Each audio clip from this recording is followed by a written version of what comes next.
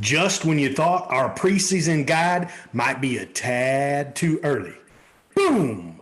Application deadlines are right around the corner, y'all. Yeah, buddy. Wyoming comes in swinging in what? That's right, only 12 days away. Then comes Arizona, and the applications just keep rolling in. All right, y'all, it's time to answer that when part of our series. So here it comes, grinders. It's part 3 of our elk preseason guide, the best week to hunt elk in 2021, and matching needs and goals. That discussion, along with our ElkBros shoutouts. So, my friends, pull up a chair, adjust your volumes just right, and welcome to Blue Collar Elk Hunting. Welcome to Blue Collar Elk Hunting, brought to you by ElkBros.com, with your hosts Gilbert Ornelas and elk hunting coach Joe Gilly. You want to hunt elk? They live to hunt elk. Their goal is to share with you what they have learned grinding it out for over 35 seasons, doing what they love. So come on into camp and set a spell. Welcome to Blue Collar Elk Hunters.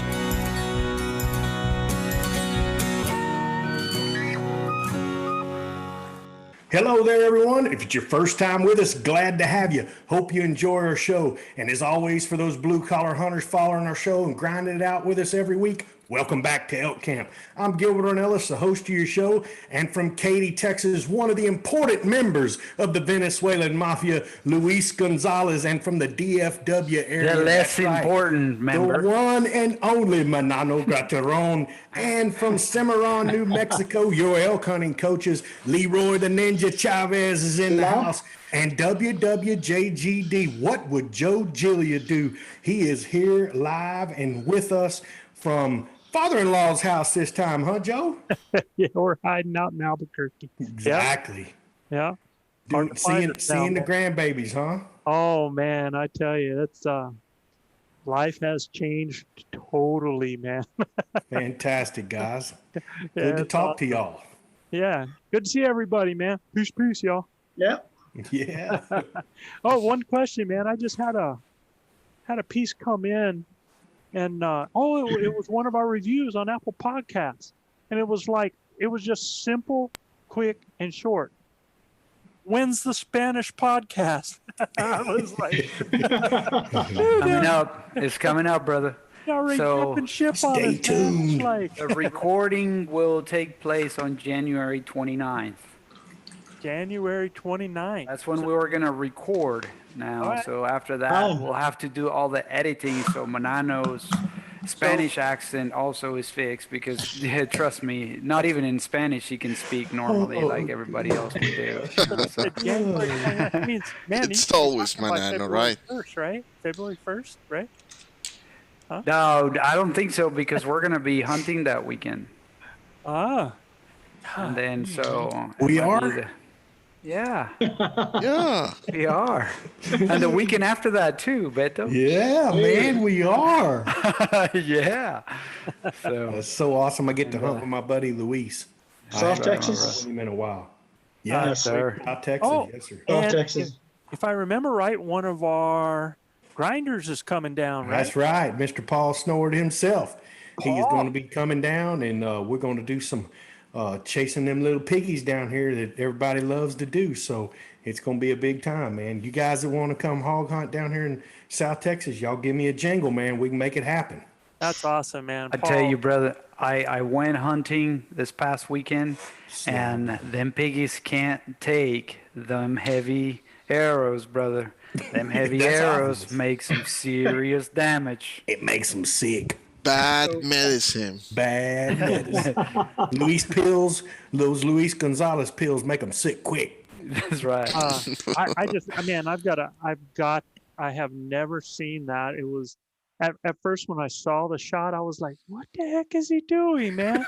Shot that pig in the face. So for our listeners out there, we have video, and it'll end up on YouTube, I'm sure. We have video. Luis has a pig not standing still, running at a little quick pace straight at him, And it's one of those deals when I think it was probably a better deal that the pig was coming at him straight. It almost makes it a stationary target because, it's coming at you. Yeah, he's just filling up the sight window.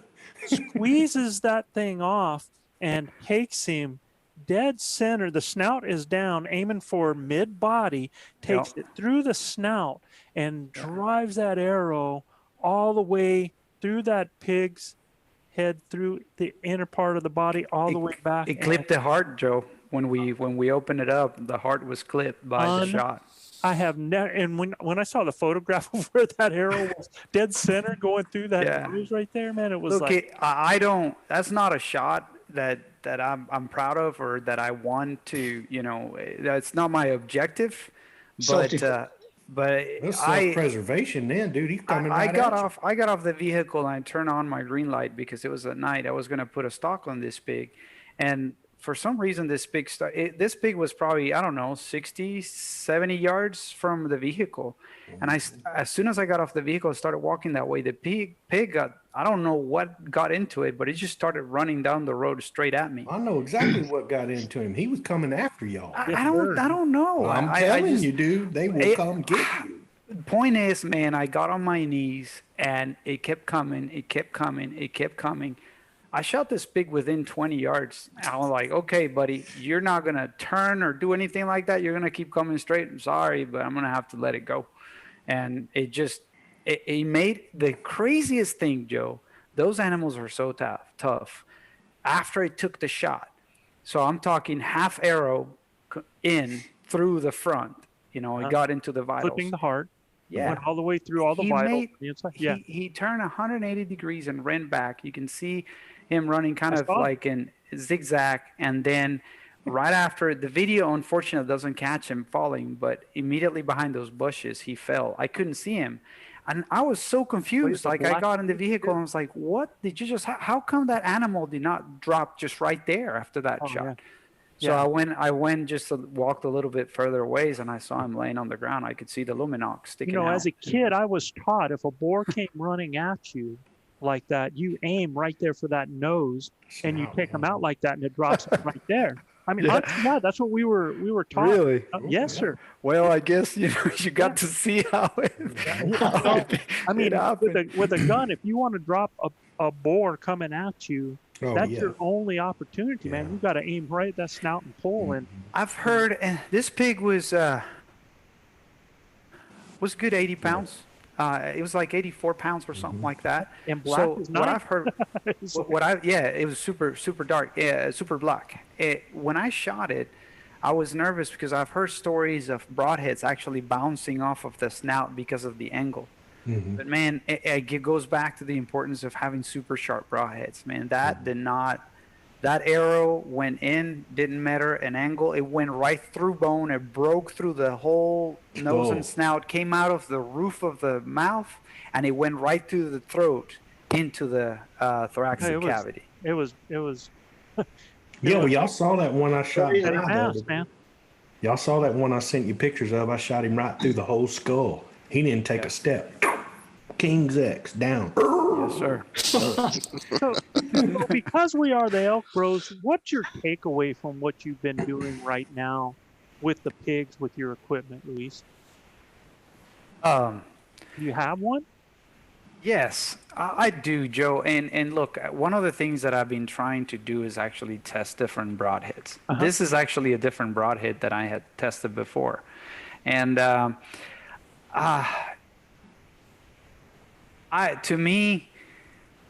have used, with the heavy setup, I've used 4 different broadheads, okay? And the 4 of them have performed great, okay? As long as I maintain the weight on the tip of the broadhead. Meaning, if my broadhead is 200 grains and I need 350 and the tip of the arrow, then I make sure my insert weighs 150. If my broadhead is 250, then I put on a 100 grain insert. So I've noticed that even if I have 4 different broadheads, but my total arrow weight is the same on my front weight is the same Mm-hmm. and they're properly tuned, they all fly the same at Penetrate the same. every distance and half strong penetration. Yes. Yeah, I mean, I 100% agree with Mr. Luis. I mean, you know, and again, like he's saying, I believe you can kill a daggum elephant with a field tip if you put it through both lungs, you know, but Yeah. these critters got a plate that's so hard to shoot through, and he's blowing through them like it's, you know, like it's a cream puff, Yeah. you know, so Yeah. that's what makes these broadheads and his setup so impressive. You I'm know? going to keep throwing those questions out there, though, because, I mean, the world wants to know. So did you have to increase your spine on your arrows for that heavy weight? Yeah, so and we posted that video on YouTube, Joe, Right, where yeah. where we're talking about the process that I went through. Yeah. So you and guys go check that out, man. It's on our YouTube. It's talking about arrow build that Luis does on there, and you can get all the Not facts tuning on this. arrows. But you know, and that's why I'm saying this, Luis, is you guys. I mean, I know you guys. Your critters are pig. You love to hunt those, man. You guys are always eating that pork. It's just phenomenal. Some of the recipes you guys do are just I had phenomenal. lunch. I had pig today for lunch. Yeah. I had Well, elk today for lunch. I had I had big ale lunch, today for but I had to dinner. go pay for it at whole hog, man. You guys are getting it out. I mean, you guys are going full circle from the field to the table, man. So, Absolutely. you know, but I always want to connect it because I know a big part of what y'all are doing is it's also your testing ground for Yes, sir. elk season. So, Sir. I always want to look at that. Like, you know, what if you did a 125 wasp? I'd be interested to see what that looks like. I did. Yeah, really, huh? Yeah. So I got the shot the wasp. wasp drinker? That's one of the 4 that I have tested now. Oh, awesome. So I shot the wasp. It's Traditional. it's the traditional, but it's called oh man, what's the name of it?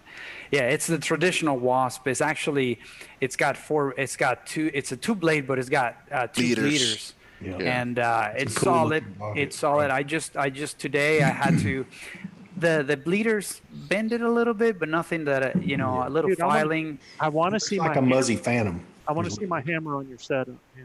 My hammer or the boss on your setup. I want to see what that does, man. It So would do fantastic. Yeah. Yeah. But long short, yes, Joe, I did test different spines.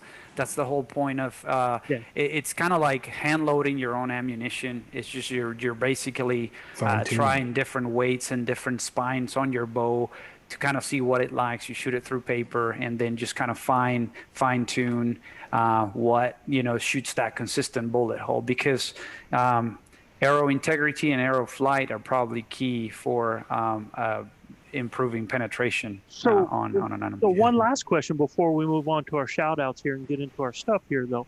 So you take Chav pulling back 60 pounds. Yeah. 60 pounds at a different, is he going to be able to put an arrow with that kind of heavy tip weight on it? Yeah, well, so it's all relative, and as Dr. Ashby would say in his reports, would be you want to go with the heaviest arrow that you can afford the drop off. Oh, I see. Okay. So All right. I could go heavier if I'm okay with how much drop I'm going to Drop off, have right. at certain distances. Distance. It So what depends is your drop off right now? From, let's say, 20 to 40. from 20 to 40. Yeah. Probably 15 inches. 2.5 inches, 3 inches. That's it? From 20 to 40? All right. So from 40 to 60. It increases there. Yeah. It's Right. probably going to be more like 6 to 8 inches. Yeah. Yeah. Still, man, that's legit. That's Yeah, but okay, you got to remember also, I ended up increasing my poundage to 76 pounds too, because I okay. didn't want to get that much of a drop, and I didn't want to sacrifice too much on the speed. But honestly, like if I do another setup, my backup setup, I would like to actually do it with lesser poundage. I want to try one with 65 pounds, Okay. and then try different spines and try different weights and see what it likes. Oh And man, then- you guys out there, you people listening to this, stay tuned, man, because I tell you what, it is a game changer, man, because again, our goal when we coach all is 2 holes. We can do that shot placement number 1, and we can do that through the down power that we're going to put through on an arrow, man. Like Mm-hmm. Yeah, like I was about to say that, Joe. The one of the big takeaway of the big hunting, it's shot placement. Yes, Shot placement is really, really, really important. they I mean, are not, tough. And if you don't put it where it needs to be, it doesn't matter how yeah, how much penetration you get. yeah. but I I've tell said you that a what, million times. I saw one of y'all's shots hit in the plate. In the plate. Where I know that plate is on that critter. Mhm. And it busted through on the other side and stopped in the leg on the other side. Manano, you did that. You went through a plate. If y'all Yeah. look Yeah, at that but I'm picture, not using the Lewis's setup. right? I'm using a 500 grams arrow. Uh-huh. Uh, but I was really close to get 2 holes, Yeah, but Going through a the plate. broadhead, That's what yeah, but Yeah. look, I No, mean, his point it still had good penetration. you Yeah. take a look at Logan. Logan shoots about 55 pounds with his helium. He shoots about 55 to 57, 56 pounds, and he shoots a real heavy full metal jacket arrow, and he shoots a heavy broadhead too. He shoots a hundred. Yeah, he shoots 100 grain Muzzy Trocar. He blew through. badass. Yeah, he blew through both plates and he went through the plate on the back side and the plate on the front side, and the front of the broadhead was sticking out that far on the other side of that animal. Right, the animal run about 75 yards and piled up. And my picture of him the next morning when we went back in there to retrieve him, that sucker was still growling about 10 minutes after he shot him. I'm like, we're not going in there messing with him at dark. So we come back in the next morning, and he's dead as a hammer. And that broadhead, unfortunately, he broke the arrow when he laid over on it. But that broadhead sticking out the off shoulder, out of the plate that far, Wow. you know? That's awesome, yeah. So, yeah, I mean, look, it's about 100% about shot placement, but it's about the pill that you put on Yeah, them, too. absolutely. And look, you know, when we talk about the integrity of the arrow, it's so important and so beneficial in so many ways. And I say this because this past weekend I shot through 6 animals. I recovered all my 6 arrows, and they're ready to be shot again. There is only one arrow that I had to re-glue one fletching, and that's it, and then resharpen my broadheads. But Yeah, and he's all the shooting carbon. broadheads, huh? You're shooting carbon now. Yes. Yeah. But you know, if the spine is right, if you 100%. got a good carbon arrow, I'm shooting the Sirius Apollos, and I find those arrows incredibly tough. That's awesome. And so integrity is important, and yeah, they might be expensive, but here, look, I shot 6 animals. I still have all my arrows, so I can shoot them again. Yeah, one season, some years ago, I killed my elk, my antelope, and my deer, all with the same arrow. Yeah. Yeah. Different I kind. killed 3 animals this year with 1 arrow. Yeah. I killed a hog, a deer, and a turkey, all with the same. And didn't, I hate to say this, but I did not resharpen the broadhead. Shot them through all 3 animals. Add to the bone head, son. No, you don't have that benefit with Full Metal Jacket. I use 1 arrow per animal. That's it. That's right. That's I got it. lucky, man. I know that was a Full Metal Jacket animal. If you It was a if Full you Metal have Jacket arrow, but it went in Yeah. and it stuck in the ground. yeah, on the other that's side. Back out, that is the popping out. problem. If you have a completely pass through, Yeah, you can. you Find will be able to shoot it again. But If you you're have lucky that it didn't hit a tree or didn't hit a rock. or a rock, Especially where I hunt, because there's a lot of rock. But Yeah. we hunt in that river bottom, and it's a lot easier to find your arrow when it sticks in that mud. You know? We can make a whole podcast of all of this Definitely. conversation, Joe. We can. Yeah. yeah. All righty, man. Let's rock. But Joe, but you know what? You know what's the reason that he's pulling a 70? Well, he says 76. Yeah. But he wanted to beat me because my bow was used to be, 75? the nicest bow on camp. So he wanted to get like a no. I love how 75. clear you're speaking English. You're saying, It's so awesome. used to be, and that's exactly right. It used Well, to. because I'm an honest guy. I'm an honest hunter. But he went out and he bought a 75-pound Yeah, but I nuclear put a bow. couple of extra twists there on the string just to say to you that I can pull 76 on that bow, and it's faster than yours. That is for another podcast. Another one to go. Guys, you know what time it is. It's time for the Elk Bros shout outs. Shout out. This is just shout out to a few cities with the most listeners topping our charts this week. And you guys have no clue, but we just edited this puppy because Gilbert did not say a few cities. Yeah. He pulled a Goes with Manano what, there. it goes what Monano's been doing with some diapers. Oh, that's not They're all kind of, cities. But I digress. Remember, guys, if you want to be a part of our special shout outs, just get your cell phone and take a 10 to 15 second video yourself in landscape view. That's this way, not that IG mode where everybody does everything like that. Yeah, like Gilbert's holding his right there. Bingo. And tell us your name, where you're from, and include a home of whatever line or something special about your hometown. You can send the video through a message on our Elk Bros Instagram or email me at joe@elkbros.com that you have a clip, and I'll send you a link so you can throw it in my Dropbox. Come on, y'all. Show your face and celebrate your place.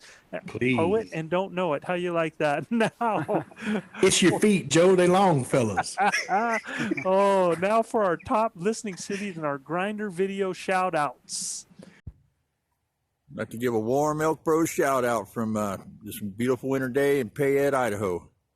Really like what you guys do. Appreciate your content. Great podcast, great videos. Really like that last video. That was really good. You guys keep doing what you're doing. Keep grinding. It's winter time, so we're doing a little trapping. It's a good day on the line, too.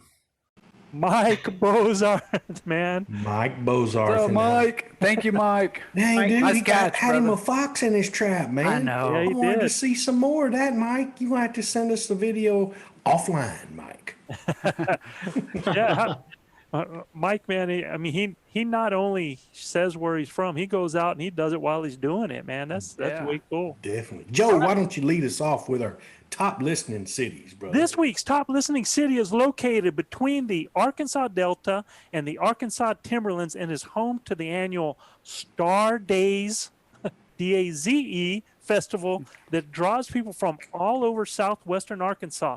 It was the setting for 1992 movie thriller One False Move, starring Bill Paxton and Billy Bob Thornton, and none other than Star City, Arkansas. Ew. The Razorback Nation in the house. My daughter's up there in the great state of Arkansas going to college, guys. Oh, really, huh? Yeah, she's in Arkadelphia, Arkansas. So Arkadelphia. way cool for Star City to be in the house. Next up, Joe, located 28 miles north of H-Town. That's Houston for you people that don't know the phonetic of H-Town. In a heavily wooded area, the city is divided into 10 separate villages, each subdivided into neighborhoods. Each village features varying amenities and comprise 148 parks and 220 miles of hiking and biking trails. Water taxis, known as waterway cruisers, traveled along the nearby waterways before Hurricane Harvey trashed the system in 2017. In none other, and I can literally throw a baseball and be there, in none other than the Woodlands, Texas, my hometown, right here. Boom. You guys are all on top of each other. Springs, Woodland, Yeah. all that. Right? I'm serious. I can actually take a baseball, throw it straight south of me, and I'll be right in the Woodlands. If I throw it to the east of me, I'm going to be in Tomball. And if I throw it to the west of me, I'm going to be in Spring. How Through the about neighbor's that? window. I'm telling you, man. It's a geographical oddity. So the waterway cruisers, man, they disappear? They're not back? Yeah, no, they it wrecked the waterway there in the Woodlands, and I really don't know. I don't go down to the Woodlands Mall much and check on it, but I think they have that ferry open where you can go around the Woodlands Mall in that little boat. But right now, because of COVID, they got it all shut down, Joe. All right, I got you, man. It's a beautiful place. Now we went to Conroe and went down to Woodlands. Yeah. We were going to Spring, but they told us to stay out of that part of town. So you're up, Dow. Get after it, Chav. Next up, this city is bordered on the north, east, and the southeast by the city of South Haven, Mississippi, and is 15 miles from downtown Memphis, Tennessee. The Elvis Ranch, a 154.5 acre ranch owned by Elvis Presley during the last decade of his life, is located here. The Mississippi River changed course in the 18th century, leaving a stranded body of water in the shape of a cow horn, giving the city its name, Horn Lake, Mississippi. Horn Lake, Mississippi. Mississippi. Absolutely. M-I-S-S-I-S-S. Okay. IPPI. Up next, this top listening city got its name from the Spanish name for fine gold. It is the major city within the Nez Perce Indian Reservation. It is a home to Canoe Camp, where the Lewis and Clark expedition built new dugout canoes. It's canoes, bro. Canoes. Uh-huh. Canoes, and in 1805 embarked downstream to the Pacific Ocean. The Door Shark Dam, the third largest dam in the United States, is located right here in Orofino, Idaho. Orofino, Idaho. Idaho. Idaho back in the house, Joe. Them West Coast, Northwest Coast guys got to show up. Oh, man. We have so many people up in Idaho. We got some good friends happening up there. You know, Jim, Western Huntsman. Hey, Jim, what's up? Shout out, man. He's up there in that part of the country. And I'm trying to figure out where that Dworshak Dam is, man, because I know up in that part of the country, they have like one of the deepest lakes. It's just incredibly deep up there. So, you know, I see pictures on Instagram too, Joe, from a place called Broadmouth Canyon. Oh my God, at the size of the elk they grow there in Idaho. I have never in my life seen these brutes. I mean, it's like looking at something out of a dadgum horror film, these elk are that big. I'd be dadgum scared to go hunt with them brutes. Dude, there's 500-inch bulls and stuff living on that place, man. Idaho has raised its prices, you know, in order to hunt over there. And they're one of the places that you can pick up OTC tags, but they kind of raise those prices. And so I've been reading a lot of these comments on social media about, I don't know why they raise the price. You know, the elk aren't worth it. They're not that big. They're going to have this and that. And I'm starting to do some resurch because I think it's the Idahoans that are putting all those remarks out there. They might be trying to keep everybody out, you know. Giant bulls in that country, buddy. Don't come here, man. Go check out Broadmouth Canyon, guys. Sounds like somebody I knew once. All right, Luis, you're up. All right. This city is the capital and the most populous city in Tennessee and home to Vanderbilt University. It is the home to the Country Music Hall of Fame and the legendary country music venues that include the Grand Ole Opry House, home to the famous Grand Ole Opry stage and radio show. This city was named for Francis Nash, a general of the Continental Army during the Revolutionary War. Nashville, Tennessee. Nashville, Tennessee, the home of the Grand Ole Opry. Grand Ole Opry, man. You see, I know Luis been watching Oprah. I said Opry. Opry. Yeah. Got it, bro. How do you spell that just like Oprah? Hey, at least you won't have to speed mine up to 25% like you would have to with Monanos. Oh, man, you had it down, man. That's hilarious. Oh my God. Oh, my God. Oh, man, you guys are way too much fun. All right, let's get with it. Tonight's topic. So, guys, like we say all the time, and we're going to add a little bit to the list so that you know what's going on. The goal of the Elk Preseason Guide series that you are listening to is going to be several episodes, is to give you our tips, our perspectives, how we do it to get things rolling in the right direction, and then help you have a plan, the what, when, where, why, and how to hunt elk this year. Tonight, we're going to hit the when part of it. We've already done episodes 100 and 102, the first part and the second part. Tonight is part 3. Episode 103 is the best week to hunt elk in 2021, matching your needs and goals. Then next week, episode part 4 is going to be increased conditioning, increased opportunities. Part 5 is going to be situational prep and scenario training ideas. See it, do it, be it. Part 6 is going to be 8 key mindset components to successful elk hunting. So we're going to give you those mindset components now in the preseason that you're going to be working on. And part 7 is learning to paint with your elk calling. How you like that, man? Old Bob Learning Ross to would love paint. that, man. We're going to do a lot of happy accidents with our call. You may want to Sweet. explain before listeners go into grab their diaphragm and start dipping in paint and stuff like that, man. Yeah, don't do that, Brendan. So that's what the lineup We love our looks buddy like. Brandon. That's what the lineup looks like. Y'all sound good so far? Yeah, it sounds really Do it. good, brother. Yeah. So part 3 tonight. So what we're doing tonight is best weeks to hunt elk in 2021. Guys, with application deadlines right around the corner. And Gilbert said it right at the beginning. In fact, I'm going to pull up, and while I'm talking about this, I'm going to pull up something so that you can kind of get an idea. If you're watching this on YouTube, you can see some of the dates that we have going on. So you take a look at this, because, man, I'm working on a laptop tonight, man, and it's like so crowded to be able to see all this stuff. So Welcome to my world, brother. yeah, take a look at these deadlines. Like Gilbert said, February 1st, Wyoming, non-resident. We have to get 12 days away, non-residents have to Joe. get theirs in early, and you don't get the results till May, whereas the residents are further down the line. They don't put theirs in till June 1st, and they get results 16 days later. So, Yeah.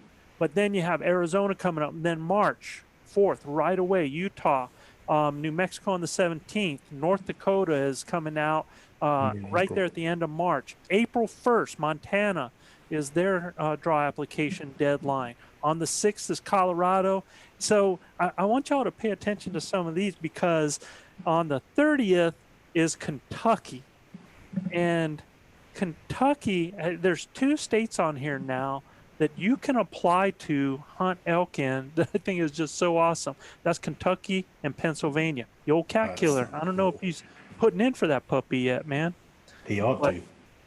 But get this. You can put in for their lottery. Now, I think they gave out like about 140 something, and I'm thinking, I hope I don't get them wrong. It's either between Pennsylvania and Kentucky, but I'm thinking Kentucky was like 142, 150 something archery licenses. 10% of those went to out-of-state applications. So you're 14. talking about 14, right? 14 tags. But for you to be in that lottery is only, I think it's like $10. Oh, wow. That's $10.90. Yeah. Yeah. So how cool is that you can be in that lottery for $10, have a chance to draw and hunt? And I think the success rate in Pennsylvania for the archery tag was something like 98%. Ooh. Yeah, it was like huge, phenomenal. So, and so I have the seasons on here too. Both of these hunt seasons and the draw deadlines will be in the notes on our, if you go to our podcast notes, wherever you're at, I'll have a link there so that you can download this if you want to, along with our hunt calendars that we're going to be sharing as well. So I want to make sure that you know that you can find those, and that we're going to be talking about those different seasons as we go and as they come and as those deadlines happen. So we'll constantly try to remind everybody, like, for example, Luis, what did we have to remind everybody that wants to hunt New Mexico that hunted elk last year? Yeah, we need to make sure that you fill out your harvest surveys. Yep. Why are y'all saying that, man? the That just keeps I, everybody I else always do away. Luis's harvest report. I could talk to you guys offline, man. Yeah, Luis, you were supposed to say go to Idaho. Yeah, go to Idaho. I didn't. I out. just said harvest report. I know, man. We're trying to help you boys. So- We're drawing I against did it. all I of did them. it, which I did today, by the way. Oh, good. All done, man. So with application deadlines, guys, around the corner, we're getting all kinds of emails. I've got people sending texts with questions on the best week to hunt elk this coming fall for certain hunts, months, or seasons, right? So when they call and ask me, the first thing I tell them is that depends. Yeah. Like a good lawyer. Yeah, what's your goal? I didn't. Yeah, you want to go to prison or you want to go home? So, guys, that depends on a lot of things. It depends on the person's goals, what their expectations, what their schedule is, what their knowledge and experience is, and some of the natural conditions or factors that could affect that hunt. You know, we talk about moon phase, we talk about heat, we talk about rainy season, we talk about snow, you know, cold and stuff like that. So what I want people to understand is, you know, let's break that down a little bit. Like, for example, your goals. If you want to know what the best week is, are your goals, and this happens, like for me, I go out to go elk hunting. My goal is I'm going to bring home an elk, right? But there's guys out there that are first timers that they're just like, I just want to learn. We've had people that say, Joe, man, we'll come to y'all's camp. We'll pack, we'll cook, we'll do whatever we want. We just want to learn some of the stuff that you're doing. They want to gain experience, or do they want to have a shot? We did that. Yeah. Yeah, you did do that, didn't you? Yeah, we did. Yeah, and we had a buddy that had an opportunity to do that, but he didn't want to. So, or do you want to harvest, man? Is that what your goal is? That you're going to harvest? Okay. Your expectations. What are your expectations? Are they to see an elk? Are they to hear the bugles? Is your expectation to call in a bull? Just to have an encounter? To have multiple encounters? So, a lot of times, those goals and expectations that you have are going to be based on certain things. They're going to be based on your experience factor. Because if you're a first timer, it's going to be some of those that you were talking about. Yeah, we'll come to camp and we'll cook, we'll do whatever, right? Yeah. If your experience is like 1 to 3 years with no encounters, or 3 to 5 years with encounters, or some success and possibly a harvest, or are you a 5 to 10 year vet with a good grasp on elk hunting, or are you a 10 plus vet with multiple harvests and a solid skill set? So the experience factor of those people is going to help determine the best times for them to hunt. Because I have news for you guys. When we go down, and what we're going to do for y'all here in a few minutes is we're going to pull up the calendars. We're going to show you the calendars for next year connected with the moon phase, and we're going to talk about what I call different hunter configurations. Different, whether they're a first time or what their experience level is, whether they're resident, non-resident, what time of year it is, these different things. And then we're going to give you some scenarios of what we think and why are possible best weeks. Okay. So, and we're going to talk about it, you know, because if you're a resident or non-resident, that changes things because it changes opportunities. Yeah. You know, If we were, Joe, if we were to say, for instance, the first configuration, you're non-resident, you're first-time hunter, you have to drop camp and you only have 7 days for archery. Uh-huh. Yes. Let's roll with that scenario. What would Okay. you think? So let's do this. So we're going to take your scenario, hold on to that thought, okay? And we're going to use the Colorado calendar for this year. Guys, I'm going to show this to you, and all of us are going to look at this at the same time. Yep. All right? And we're going to take a look. And let me explain what's happening here. Take a look at the Colorado calendar. All right? And what was that configuration again, Luis? So again, you're non-resident. Uh-huh. Kind of like, I would be, right? Right. You know, say first timers. Okay. So Kinda experience like level is Manano. basically none, right? Yeah, Manano. Then you got a drop camp, and you have 7 days for archery. So a drop camp means you guys have hired somebody to take you way back in 5, 7, 8 miles, drop you back there, right? Okay. All right. So let's take a look, and I want to explain to everybody what they're looking at here in the calendar. If you take a look at it, what you're doing is you're seeing moon phase. All right. So if you take a look at September 1st there, you can see that you have you're coming out of a full moon going into a new moon. All right. Yeah. So by, pretty close. I mean, the full moon or the new moon, the new moon, the completely dark one will be on September 7th. Now, that means that you're pretty much from the 1st till, gosh, I don't know. I would even say, and all the way until about the 14th. And real quick, Joe, out of ignorance, and just for clarification for everybody watching this, right? It's safe to say that whether it's Colorado, New Mexico, or all this different, the moon behavior is pretty much going to be the same. Sure, moon behavior is moon phase. The thing that changes from state to state, and that's why we're going to talk so much. It's the days in which you can hunt, but Absolutely. the moon phase is going to be the same for all those days. And there's a couple unique things, and there's some things that aren't unique. So when we look at this calendar, let's talk about what's not going to be unique to every state. Right. Well, number one, like you said, is going to be the moon phase, right? Number two, take a look at that red moon. The reason that's red on the 22nd is that's the equinox. Right? So why are we concerned about that? Because that's the peak of the rut. Yeah. So generally they're looking at, anytime 7-10 days before that. It could even be a little bit early depending on some of the cows and stuff. But generally 7 days before, 7 days after, generally is supposed to be when most of those cows are going to come into estrus. Generally, because there are some that come in earlier, there are some that come in later, and we're going to talk about some things called multiple estrus cycles here in a little bit. And we've talked about this in other podcasts, Joe, but just again to clarify, is it possible to have a cow come in estrus the 2nd of September? Absolutely. Yeah, heck yeah. There you go. Heck yeah. So I just want to point that out. Yep, they sure are, man. And a lot of that has to do with different reasons and things that those critters know that we don't.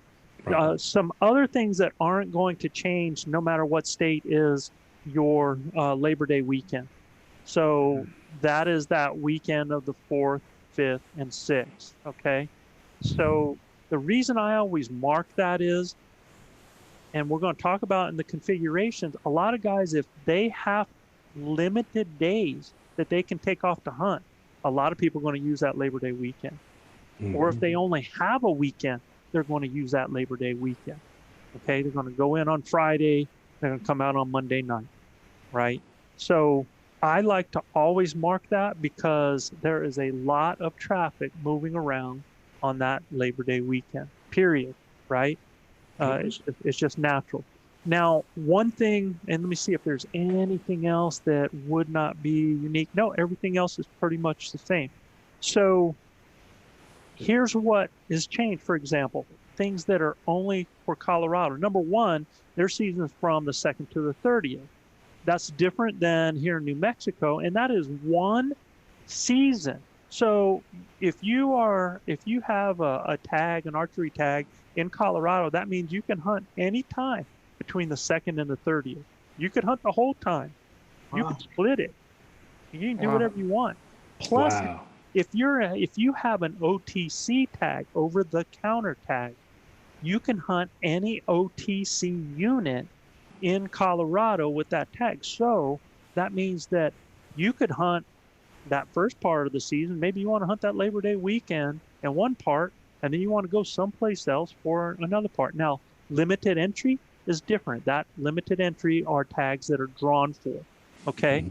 So that's where it changed. Now, here's another thing unique, unbelievably unique to Colorado, is if you look at that odd color in the middle of the archery season from the 11th to the 19th. The reason it's an odd color is because it is a odd thing to me. Put the muzzleloader season in there. Muzzleloader season right in the middle of the archery season. So Wow.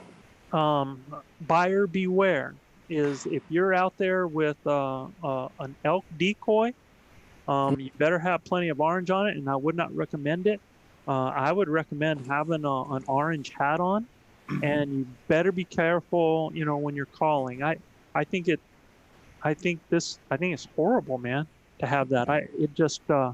It makes me shiver to be out in the woods knowing that there's some lead slinging going on out there when I'm calling elk. So, I don't know how y'all feel about it, but that's how I feel about it. Especially on on public land, for sure. Yeah.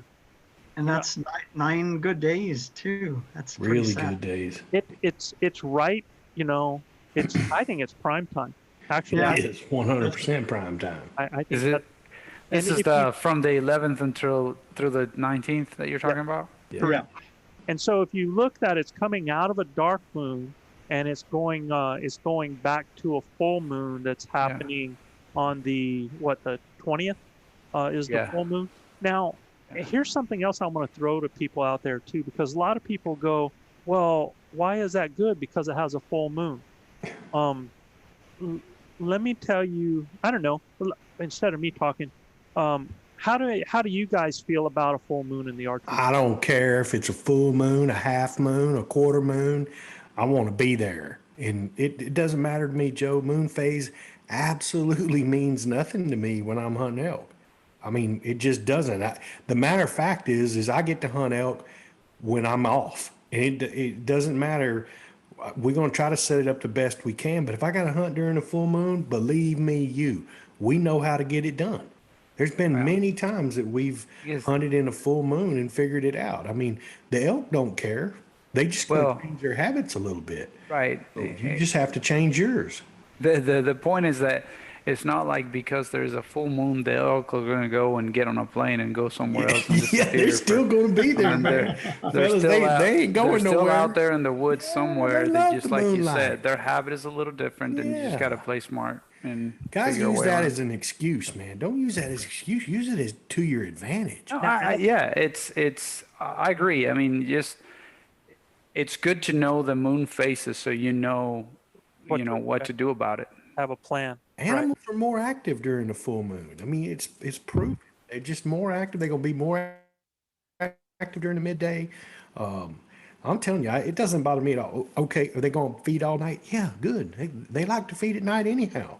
They're going to feed all night in a half moon, So at the end of the day, moon phase really doesn't bother me, Joe. If you can get out there and make a sound and speak the language, get around them, you're going to have success. I'm telling you. So you guys that can only get off 4 or 5 days, don't let that moon scare you. Get in there and get it done, man. Y'all can do it.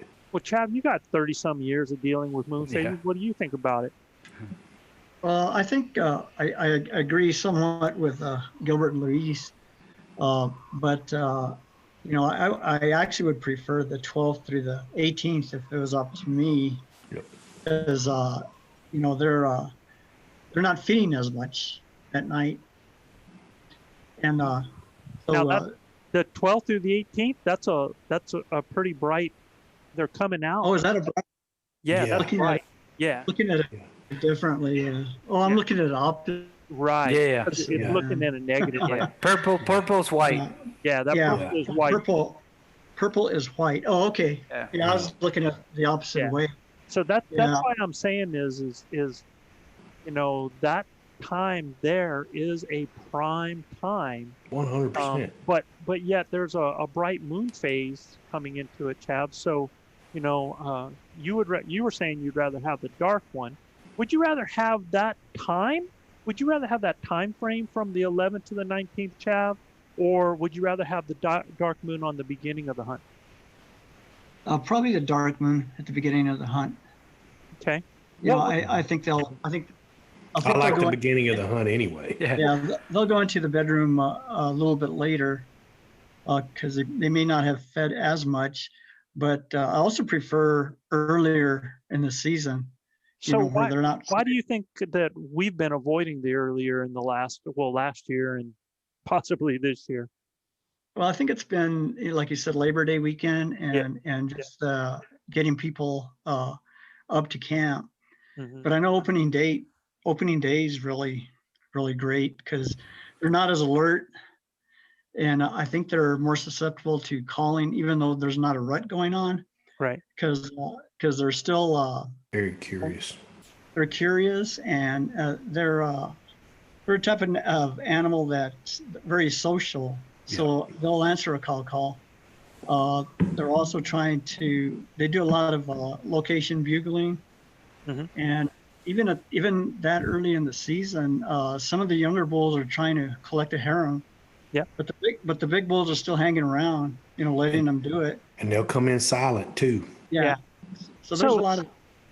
Oh, go ahead.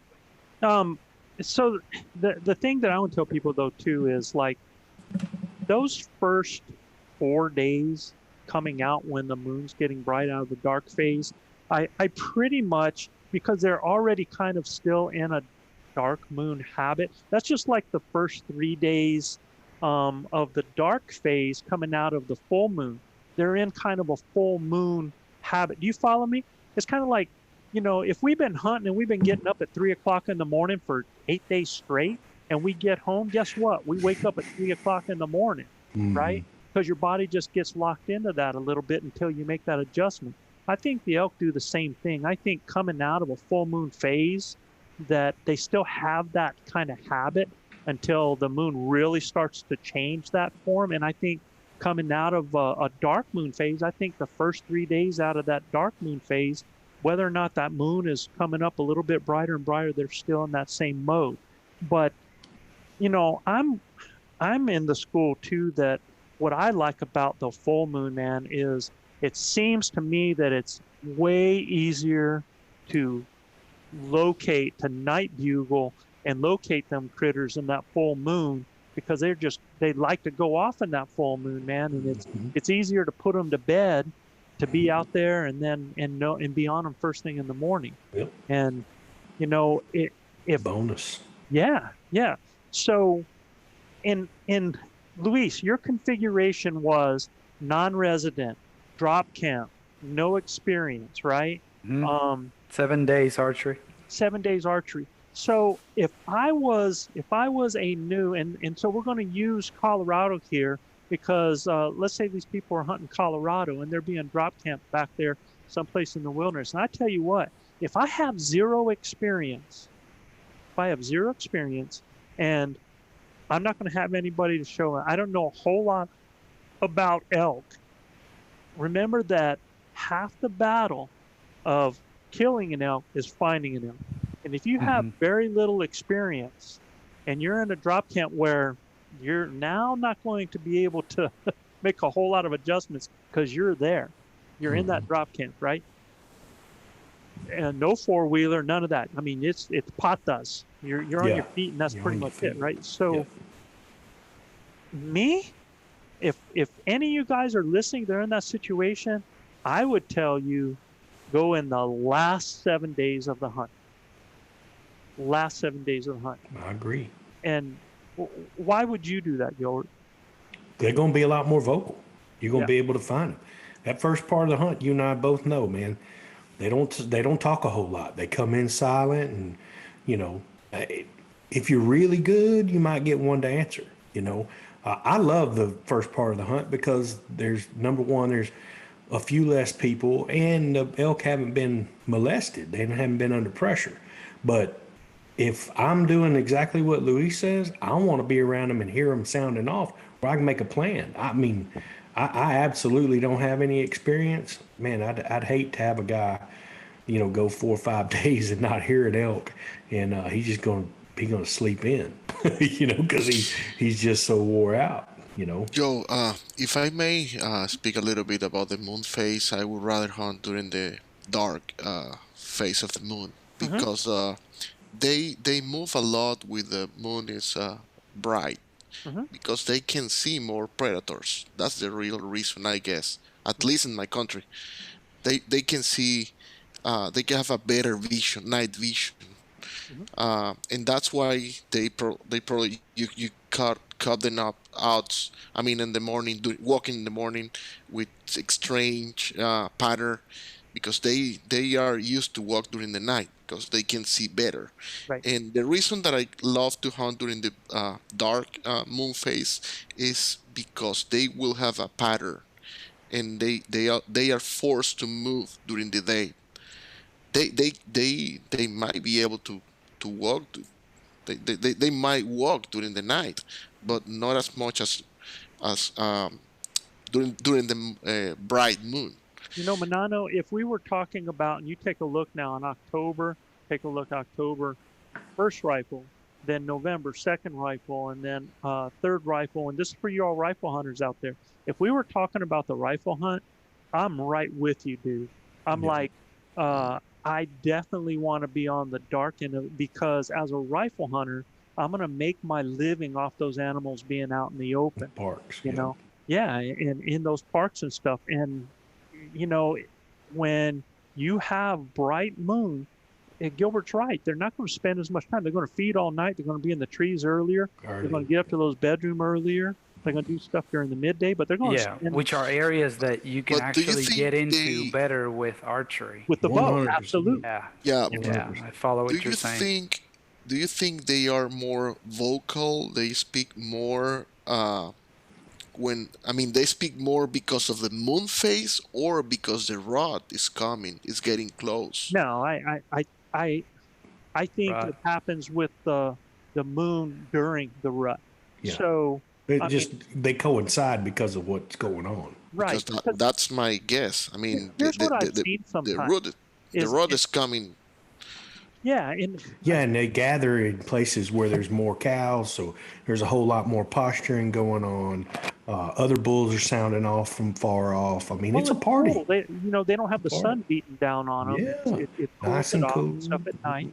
But here's what I've seen happen, Manano, is that I have, during the time of year, that you can take the same week, 1 week full moon, 1 week not a full moon, that same time of year. Let's say it's 5 days before the 20th of September.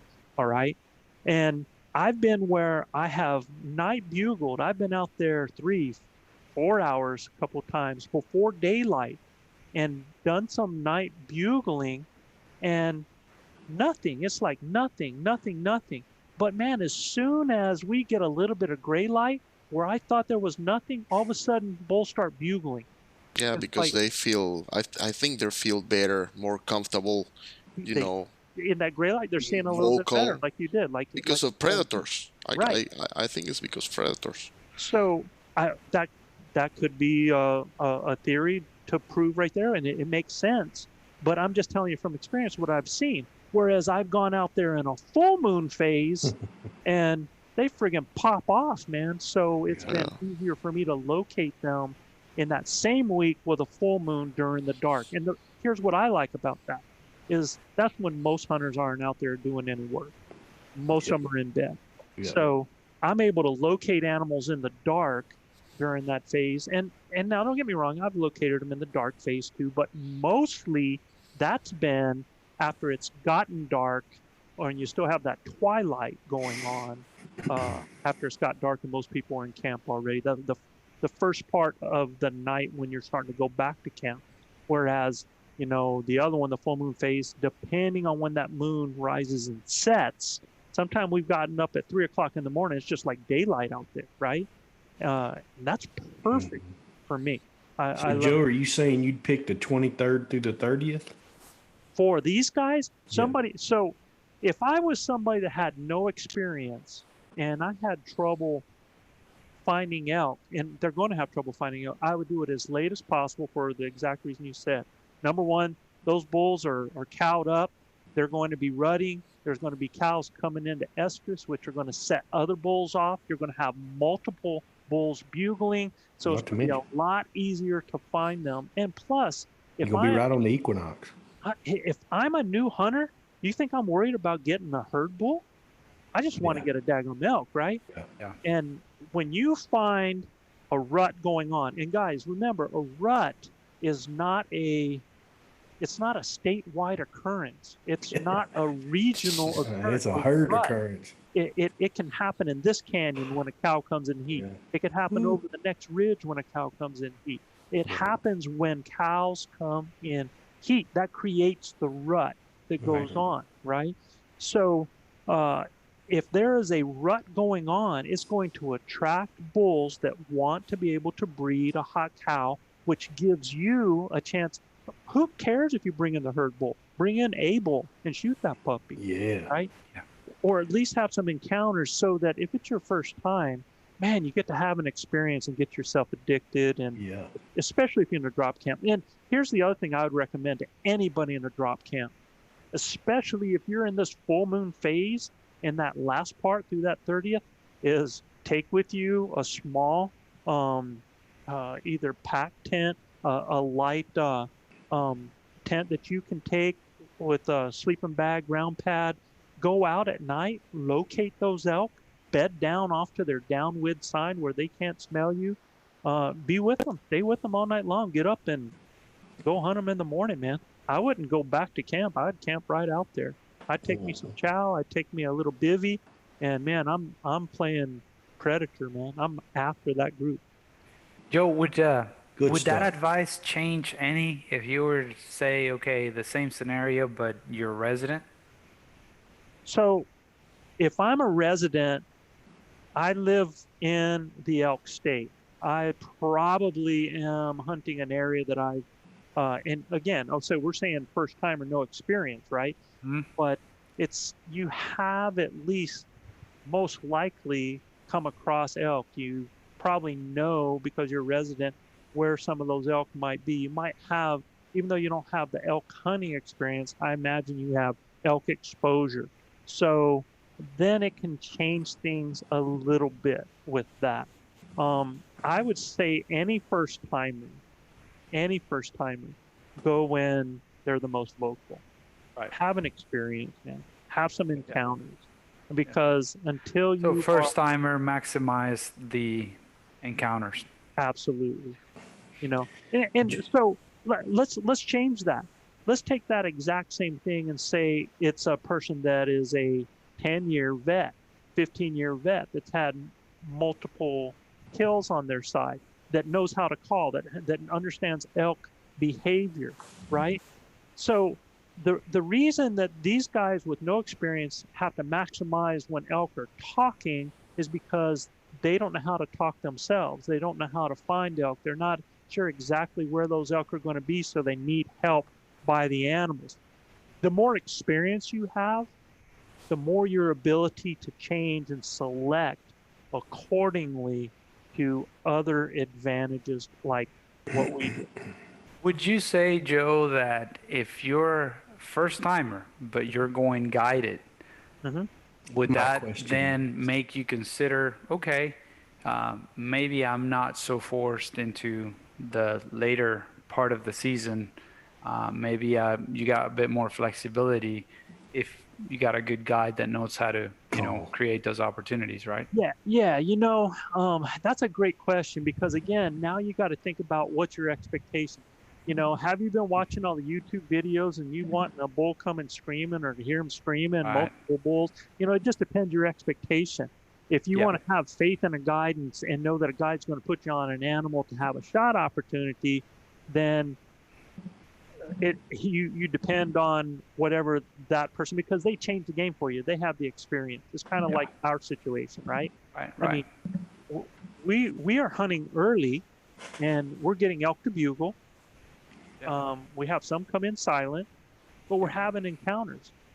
I mean, our encounters, Manano, Luis, you guys have had 2 years in a row where you guys kill on, I think, the second day of the hunt every year. Early season. That's because, Joe, they have such good guides finding them bulls before they go out, man. That's right. Absolutely not. Well, okay, so you and I were out there first, but We knew the area where they were going to Yeah, be. we didn't even hunt We where. just had to cut the ropes and then shoot them. We had them tied up, Joe. No, I'm 100% in agreement with Luis. Having a guy that can call for you is a game changer. Okay, so When we're Huge. archery hunting. absolutely, man. Calling is daggum key. So, but understand this too. Everybody thinks that calling is about the response being another bugle coming at you, and that's not always the case. There's Right. all kinds of responses. I've Speaking had language. bulls that have come in that never bugled. All they did was bull call. They just Me? bull mute. That's it. And that have come in. I've had them come in silent, when that happens. And Manano, I think your bull last year, we got them to sound off early, but after Yeah. we moved in, And he got quiet, and then quiet. yeah, and then he came in. He bugled a couple of times, and then he cow calls Right. one time, Mhm. and he stopped behind a big tree. Well, it wasn't a big tree, but he stopped like 25, 30 yards behind a tree, and I was hoping, Joe, please, just cow call, and then you go, yeah, and he walks.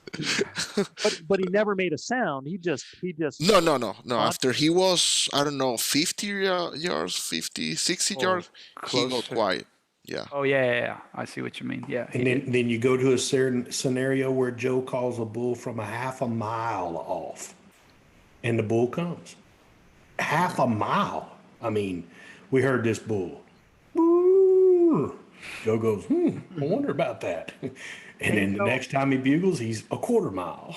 guys, when we get to that section on, paint with your calls, Yeah. we're going to talk about that. We're going to talk exactly about how to do that, man. So that's going to. Diving back into this, Joe, I think, Huh? to Luis's credit, I'm with you 100%. It wouldn't matter to me about moon phase. It would matter to me about where I'm at with that equinox. That last 7 days would be paramount for me. Right. Especially if you want to have experiences, man. I mean, and hear elk, And I'm telling you guys, if you can afford it, and you can have a guide in camp and you're a first timer, you have a guide in camp that can call, man, I'd do it, because it's just going to change the game for you. Not saying that you can't do it yourself with a hoochie mama or something like that, but man, it's hard, man. It's super hard when you don't have the experience. Yeah, but if you and you're right, but man, there's so many things now to flatten that learning curve. And Yeah. Yes. I mean, you can go to our academy, you can go to Paul Medell's stuff, you can go online and listen. And there's so many people. I mean, there's so many people showing you how to use a diaphragm call. Yep. And that's why we're doing this preseason thing now. And That's right. you've heard this several times. You got to learn to call. And there's some things, basic calls that you can do that are going to help you a ton. 'Cause, Sure. Gilbert said right. There's a lot of people who've called in calls with a hoochie mama. Well, I got news for you. Hoochie mama go, yeah, That's it. yeah, right? Well, you can not only learn to go, yeah, but since you have a diaphragm call, you can go, yeah. So you can change it up a little bit. Yeah. That's the cool thing. You don't have to know a lot, but you can know enough to help your situation. Okay. You What bet. about any other configurations, man? Very experienced guy, 10-year guy. He's had multiple kills under his belt. He's looking to kill him a herd bull. So if he's looking to kill him a herd bull, there's two different thoughts on this. Some people think they're going to go that last 7 days, find that bull that is screaming like that, and all they're going to do is sneak in on him. They're not going to say a thing. They're going to sneak in on him and try to take him. Okay. And there's a lot of guys real successful about that. And getting that done. I mean, putting the Mohican sneaking is a lot of fun, and you can do that. I like it early before they are cowed up. Yeah. So the Me only too. problem I'm finding here is, like if we take a look at this, our favorite time usually has been from like the 2nd to the 11th, right? Yeah. Right Yep. about in there. But because of that Labor Day weekend, I'm going to change things. And I have found how many hunts has it been on our last 2 days when all of a sudden things started to light up, right? Oh yeah, for sure. So, Yeah. you know, I still think that time of that muzzleloader hunt is prime time. Ooh, yes. And look, I'm gonna tell you, that first week in October is gonna be lights out. Oh yeah, it's phenomenal, man. Colorado guys, if I were y'all, I would push for this proposal. I would put muzzleloader hunt on the first part of that, Yeah. and then I would increase the archery hunt the next 9 days into October. October, yeah. I just Yeah. put the whole dang muzzleloader season from the 1st of October to the 9th, and then be done, or to the 11th and be done with it. Yeah, You know, yeah. There's and I because you think can still hunt with your bow at that time, man. It's really good. All right, man. So you were talking about the experienced one, and let's see. I thought we had, and now I'm going to do this too. I'm going to stop sharing this, and let's show New Mexico. All right.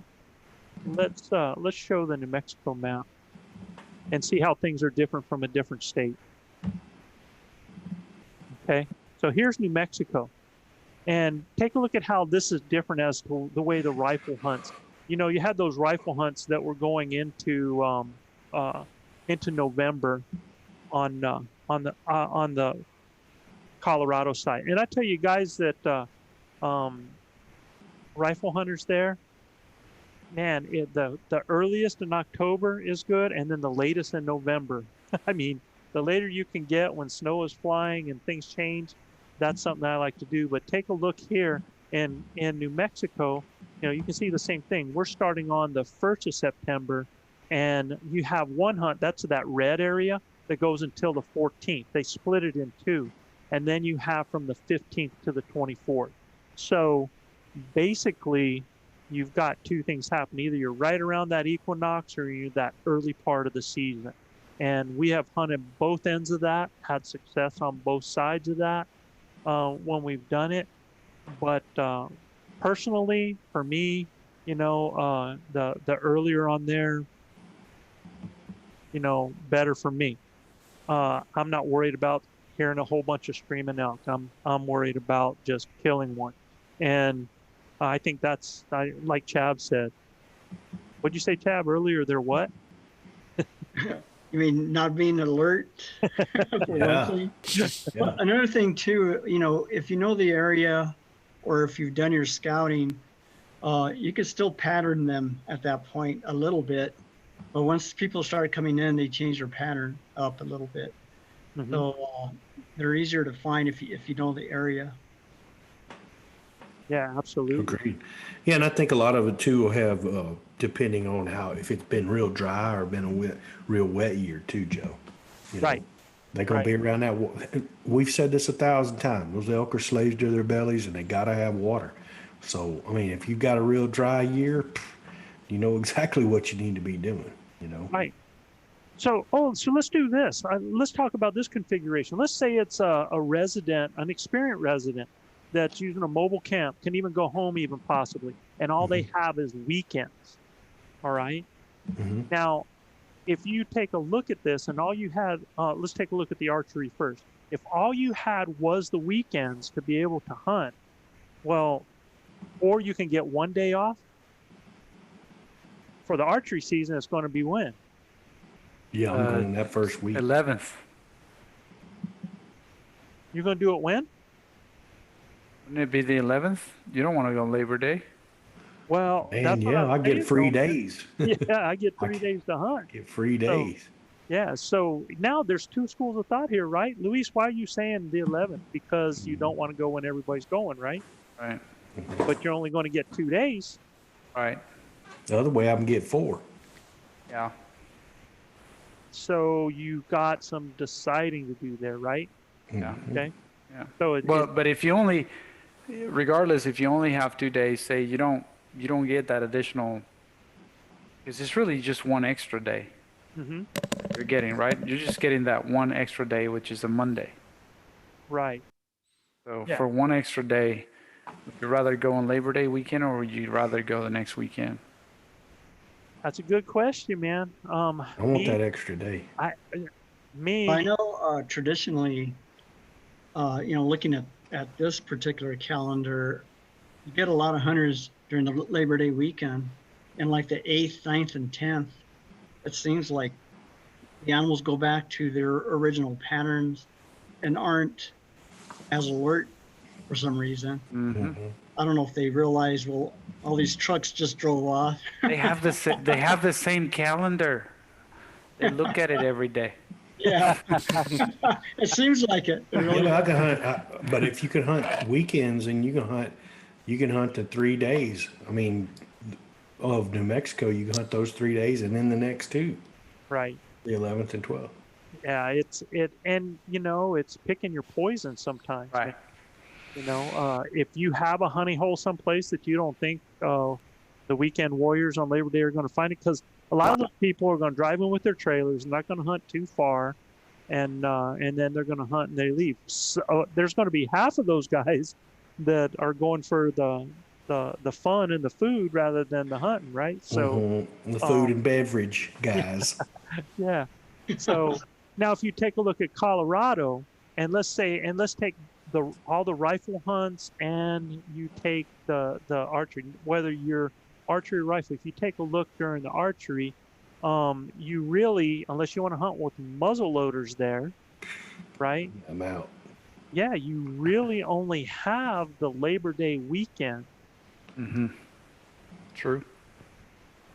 Are they not hunting the 24th and 25th? Yeah, no, Joe? something's wrong with that. That 24th and Yeah. 25th should be in there. It's open. Yeah. Oh, they You have that. They could You hunt have that that too. 25th, 26th. That whoever did this, I'm going to fire my graphics person. Yeah. And then you got pretty bright moon there as well, and past I mean that's a great weekend right there. The 25th and 26th? Yeah. Yeah. Heck yeah. Just past the equinox, they'll be going nuts.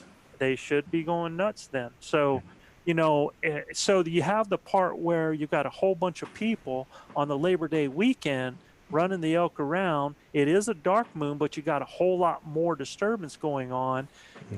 And you take a look at that last weekend, you're losing a day, but the animal's going to help tell you where they're at, Yep. right?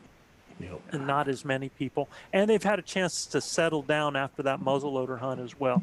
There's people that think the muzzleloader hunt has an effect on the animals, and I think the effect is you not only have archery hunters out there, you have another whole group out there, so there's a Yeah. lot more disturbance. Additional pressure. Yeah, it's just additional pressure. I don't know it's so much the About the muzzleloader. sound. Yeah, sound themselves. And some people will tell you as soon as they hear the first shot, they start disappearing. Well, the cows have to eat. The cows have to drink, right? And the bulls are going to go where the cows are. They're not just going to run away and disappear. They got other driving forces going on, right? I guarantee you, man, any of us when we were teenagers and you're on moor, man, there could be people shooting bullets over your head, and you wouldn't lose focus. Forget it. That's okay. Don't pay attention to the noise. Right. Right? So, and take a look at the rifle hunts. On the rifle hunt, almost every one of those hunts start on a Saturday. Every one of them. Now, but here's what I want you, if you're asking about best time in Colorado to hunt, I would say that it's either that, and that's still a tough time. That first rifle is a week later than it was last year. That's still a tough time, and it's on a full moon right there. Now, the hard part is the time that I think is the best time still dealing with coming out of a full moon is that fourth rifle. I like it the later the better. Hopefully that there's some snow on the ground in November in Colorado, and that's the reason that it's only 5 days right there the way it is because that's generally a easier time to find animals when they're having bulls when they're out having to feed, getting ready for that winter. So you can see they're trying to entice you with that second rifle hunt right there in the beginning of it, right? That's a nice long hunt. Hey Joe, I've never looked at a rifle season calendar, but the gap they have in between first, second, third, fourth rifle season, is that intentional to give kind of the animals a break? Yeah, think about it, man. think how much better your first day of the rifle hunt is. Yeah. Because those animals had a chance to relax for 4 or 5 days. Right. You know what I'm saying? Yeah. So Yeah, it's intentional that way, so everything gets a break. absolutely intentional. And they also, they don't have any hunts in December, when I believe that time in December is the best time to shoot a big bull, because they're just Yeah, they're already getting away from the getting together. they're breaking all, off from the herd. and they've already recovered, they've come out of the holes, and they're having to feed like crazy to survive the winter, so they're so much easier to spot and to locate. So that just kind of gives you examples right there of those types of things that are going on. All right. So another configuration, let's say that you're a non-resident with multiple years in experience, multiple kills, any 7 to 10, base camp, you're mobile, but you're looking for a mature, or let's say that you're looking for any bull. If you're looking for any bull and you've got that 7 to 10, you're multiple years experience, and you're that non-resident, then man, if I'm in Colorado, that muzzleloader hunt kills me. Yeah. It kills me. So, I've even tell guys, look, if you're going to hunt that hunt in Colorado, I would be so tempted, and it changes. If it was New Mexico, it'd be different because I wouldn't have that muzzleloader hunt. Right. But because of the muzzleloader hunt, I would actually go in on the 18th. I'd go in on the 18th and through that week of the equinox. Yeah, and I would go in, even though that's a muzzleloader hunt, I'd go in then and I'd put me on some bright orange. I'd start scouting. I'd carry my bow. I would start talking to other muzzleloader hunts to find out what's what, and start getting my listening so that I'm ready to hunt on that 20th, man, when everybody else is pulled out of there. Listening for all the booms, because those booms were where elk were. Yeah. I would actually use those end of that muzzleloader hunt as my days for recon, man. Yeah. What I would do. I like it. In Colorado. But Very good.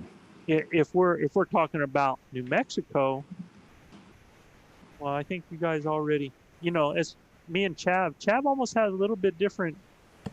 Chav's like, if I hear you right, Chav, you're like, screw the Labor Day weekend, just hunt it. Yeah. Well, we have before. We've all been very successful doing it. It gives the working guys an opportunity to catch a few days that, usually you're off that Friday before and that Monday after. Yep. Yeah. So you don't have to take 2 extra days of vacation. And I'm telling you, I'd rather be in the woods than I would be anywhere else. So if that's the only time I could go, it wouldn't bother me in the least. Come hell or high water, full moon or not, I'm gonna be calling elk somewhere. Yeah. So, Gilbert, you've hunted the first and the second hunt. Yep. Which do you like? Man, they're different. They're different. I've killed bulls on both sides. So I don't remember you on a private ranch killing a bull every year. For how many years now have you killed them? No, I had opportunities to, Joe. 1, I mean, 4, 3, 4. You're 4 years straight? 5, yeah. Yeah, 5? Yeah. 5 years straight, right? Yeah, and look, but that's not that I couldn't have, right? I just chose not to. I don't think I ever hunted on a private ranch that I didn't have an opportunity. I just chose to pass some of those opportunities. Because for me, we can talk about that too. There's killing a elk or killing the elk, and I was, it was my money. I was going to spend it how I wanted to, and it really didn't matter to me about just killing a bull. And it drove some of my guys senseless, but I wished I would have done that. It's better, I think, once you get one under your belt, and you graduate and keep moving forward. But I knew what I wanted. So yeah, I mean, look, both sides of it is unique. I personally, I would prefer to hunt the front side. I think you have, the front side of the first few weeks. Yeah. Not the second. I think you have the advantage on the elk. I think you have, you're showing up first. They really haven't seen a whole lot of your traffic. I think they're definitely getting geared up for the rut. Those bulls are eating a lot. They're on their feet. They're moving. They're doing pre-rut things, and it's a lot. It's a lot harder once those cows get around and you trying to close the deal on making the bulls do what you want them to do once those cows are fired up in estrus. I think you and I both know, you and I both been together when we've, been in a big park full of elk, and man, we got a bull working straight to us, and a bull sounds off in a different direction, and they just decide to go to the next bull that's sounding off, right? So when it fires up and everything, it gets real complicated too, So for me, I 100% believe that the first part of the hunt is for me. If we can do it, then that's when I want to do it. Now, I'm not going to run away from the second part if that's all I can do. I ain't scared of it, and it's not a bad time to hunt. My preference is the first week. And look, yeah, you're right, man. I mean, we've been, public land killing bulls for the last 5 seasons, and it's not been 80%. Yeah, man. I mean, it's not been easy, but that's the beautiful part of it, man. Is we've learned a tremendous amount, and everybody in this group has contributed to some sort of education that we've gotten out of this, and man, we've gotten to be a lot better elk hunters, archers, people. This podcast is spurned out of that. I mean, it's been fantastic. So if you ask me, Joe, I'm hunting that first week, man. And I don't care if it's Labor Day or not. I'll throw something else out there too. I think with our style too, because we use kind of a base camp and we travel out of base camp. Yeah. And I would say myself, if I was to do out of a base camp in a hunting area, a hunting unit, that I think I would go earlier to avoid a lot of people that go for the sexy, because they want to hear them both screaming. And Chav's willing to go in. He wants to be there if I'm hearing you right, Chav, on the first, right? Yeah. I'd like to be there opening morning. I'd like to be there opening morning. And yeah, preferably not in a broke down UTV. Yeah. Hearing bulls bugling, me and him looking at each other, man, why are we sitting in this thing? Let's go. and me, I'm hunting that day from the 7th to the 14th is what I'm looking at. In that dark phase right there, coming out of it, just barely getting out of it on the 14th. I like the way that's getting a little bit closer to that equinox before they're cowed up and the bulls are feeling a little bit.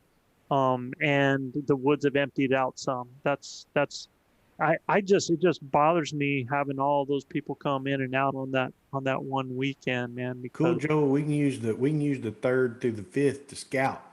Sure, you can, but some of and we've done that in the past. I mean, me and Chad been in there, early. We're usually there the 1st and the 2nd, with you guys coming in on the 4th. Yeah. So, it's one of those types of deals, and we've had crazy cool things happen at that time. Now, if I have my camp on my back and I'm bivvying, I might go that second hunt, man, and get up there, especially if I'm in a wilderness area, and bivvy on my back and just follow them puppies, to different places. So it's a different type of experience, I think, than that, because I could be on them. And the only reason I look at that is because of the full moon. The full moon helps me see at night, helps me be on them, and I'm going to stay with them the whole time anyway. I'm not worried about going back someplace if you're doing a backpacking experience. So that's solo, totally different deal, man, on it like that. And, you take a look at the rifle hunt. Let me tell you what, in October, look at here in New Mexico, if the only week I'm putting in for is that first hunt, that green one right there. That's the one I'm putting in for, because after that, now there are still going to be bulls bugling. If you're after any bull, not a problem. If you're after a huge bull, it will be a problem, because a lot of those guys will dive off and disappear until a little bit later. But there are, Here, let me show you one more map. I want everybody to get this. So I'm going to show you one more. Grinders tuning in, thank you for listening to the Blue Collar Elk Hunting Podcast. Our goal is to share our knowledge and help you flatten that learning curve so that you too can have some of the very same incredible experiences that have given all of us here at ElkBros a lifetime of memories. If you like what you hear or see, you can get all of this information plus so much more from our Base Camp Elk Hunting Training Camp, the first in a series of online courses from our Blue Collar Elk Academy. Our Base Camp Training Camp allows me to use my coaching style and share almost 40 years of elk hunting experiences successfully hunting elk on public lands, as well as over 20 years guiding hunters of all ages and experience levels. This course will be like nothing you have ever experienced in concept and structure, using success-based coaching techniques that will elevate your confidence and skill sets.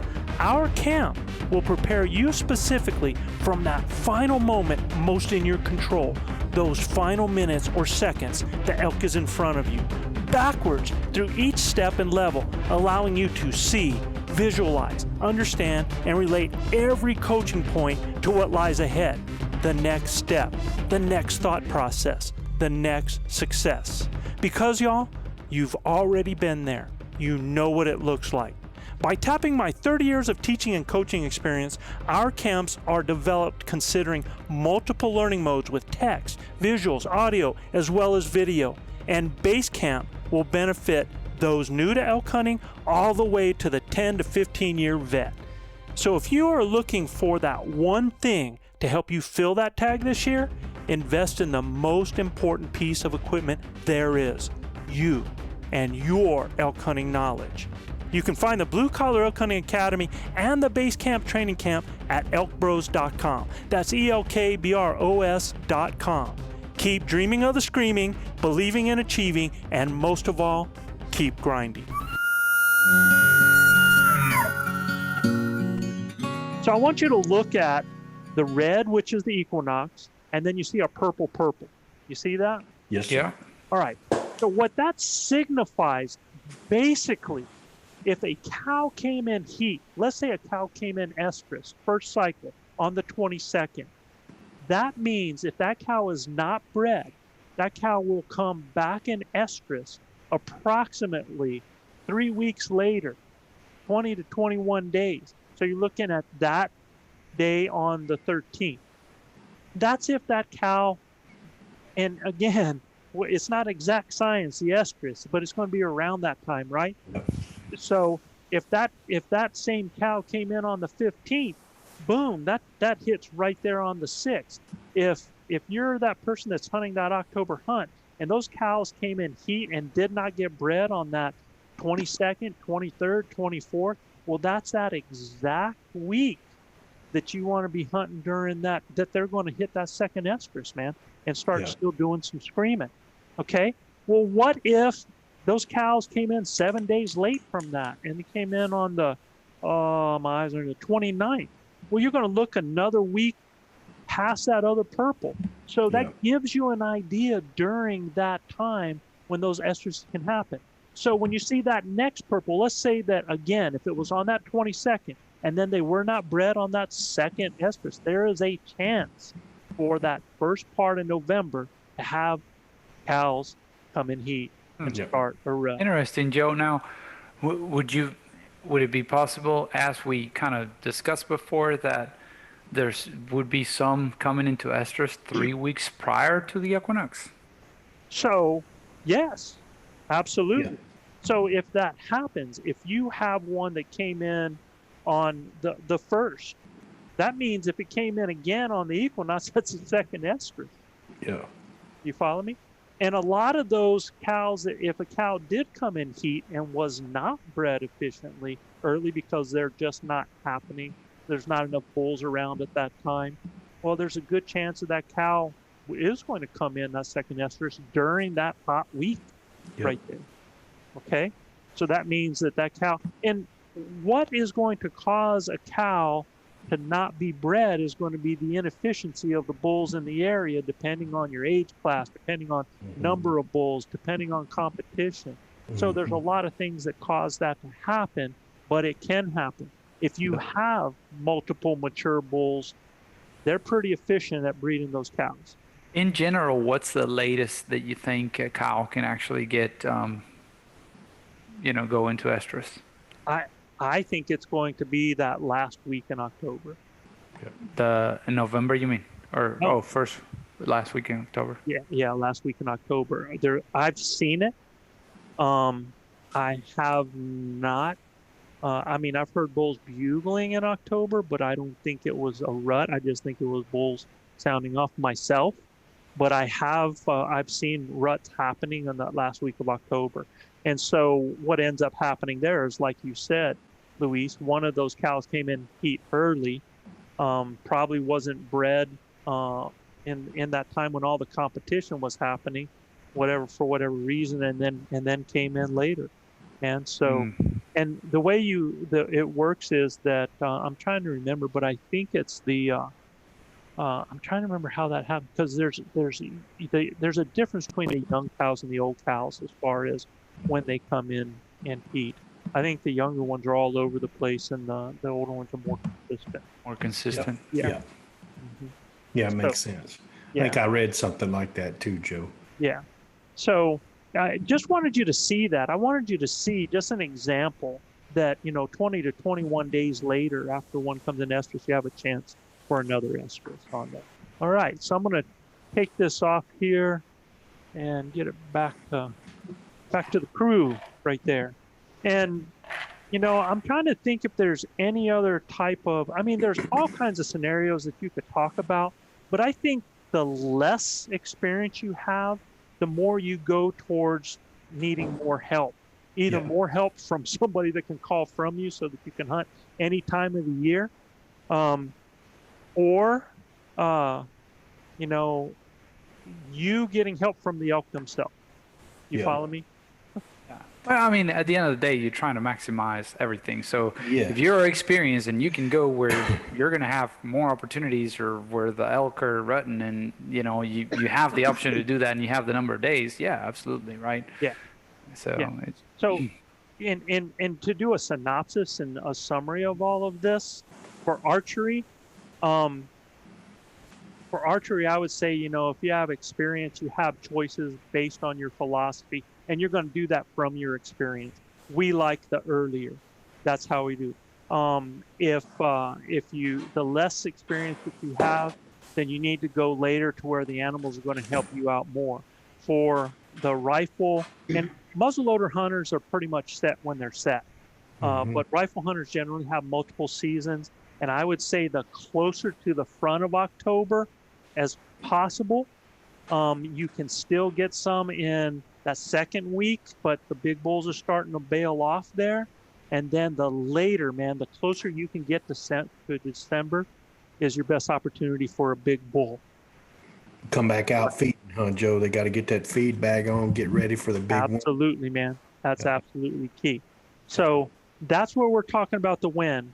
And guys, I will also put links to this. If you have other states that you would like us to kind of put some of even New Mexico, it's really hard, because I just want to tell you, in New Mexico, I put those dates that showed those first 3 rifle, but usually that first one in some places are a muzzleloader hunt, and there have been some rifle hunts in certain units that change up.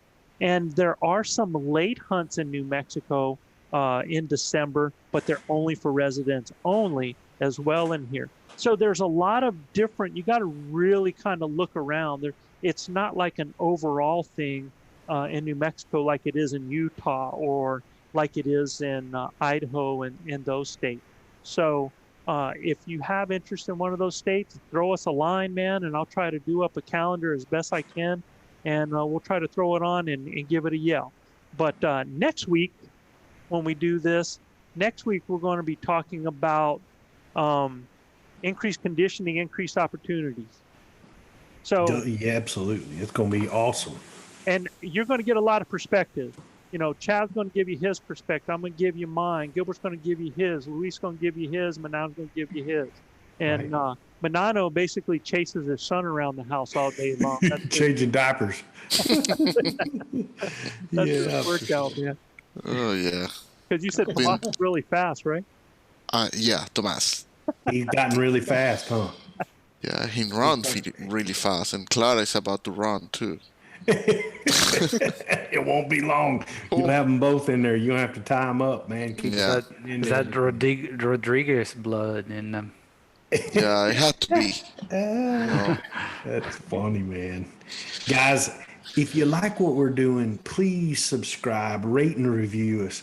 You got to go to Apple Podcast or Apple iTunes to review us, and you can check out more elk hunting content at ElkBros.com. And just a reminder to all our listeners out there, if you'd like to Gilbert, have I know what you're getting ready to say. You're getting ready. You do it so well, telling them, if they want to send questions. We did not get a single question in the mail. First time, man. Wow, no questions. No questions in the mailbox. That just means we're explaining it very well, Joe. Well, either that or we got to stop doing this because everybody knows it now. So it's boring people now. So if any of our listeners would like their questions answered on the show, just send your questions to info@elkbros.com. That's info@elkbros.com. Unbelievable content today. You guys get your stuff ready because I'm telling you, you're going to want to get your applications in on time. You guys that have been in the harvest states and y'all harvest some animals, make sure you fill out all your harvest reports because that's going to definitely mean whether you're going to have an opportunity to draw this year or not. It's closing in, Joe. Before we know it, we'll be having to make our own draws and stuff like that. I can't wait. This is a fun time of the year, but these series that Joe and all of us have put together here have been just fantastic, especially to help us pick the right times for us to be in the woods on our skill set, on our, experience level, and, whether we can call or whether we can't. This was really good stuff, Joe. Great job tonight to everybody and all of their contributions. I'm hoping we didn't do a good job explaining. We get a whole bunch of questions. Yeah, I mean, absolutely. We have to revisit it. Yeah. We can usually we got questions we can't answer because we run over time. So I'm hoping we get back to that for sure. Guys, it's been a pleasure tonight. Like we say down here in H-Town in the big state of Texas, husbands, kiss your wives, wives, kiss your husbands, hug your babies, keep your broadhead sharp and your powder dry. And we'll see you next week right here on Blue Collar Elk Hunting. Peace, everybody. Peace.